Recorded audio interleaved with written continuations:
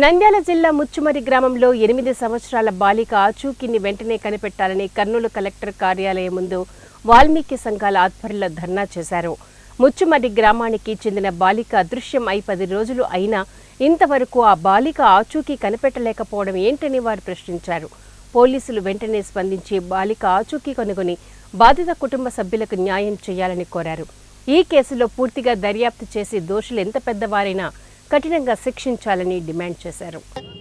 దోషులను వారి వెనక ఉన్న వారను వాళ్ళు ఎంతటి గొప్పవారైనా ఎంత పెద్దవారైనా కానీ సరే వాళ్ళని పెద్ద ఎత్తున కనుక గట్టిగా కనుక శిక్షించకపోతే న్యాయం జరగకపోతే కనుక మేము రాష్ట్రంలో ఉన్న అందరినీ అన్ని సంఘాలను మానవతావాదులను ప్రతి ఒక్కరిని ఏకం చేస్తూ ఈ రాష్ట్ర ప్రభుత్వంపై తిరుగుబాటు కూడా చేస్తామని చెప్పేసి ఈరోజు మేము వాల్మీకి యువసేన డిమాండ్ చేస్తున్నాను.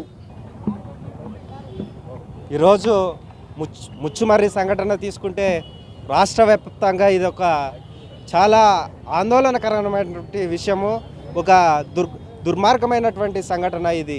ఎందుకంటే 8 ఏళ్ల చిన్నారి ఈరోజు హత్యాయత్నం జరిగిందా లేకపోతే ఏం జరిగిందనేది 10 రోజులు కావస్తున్నా ఈరోజు కనీసం ఆ పాప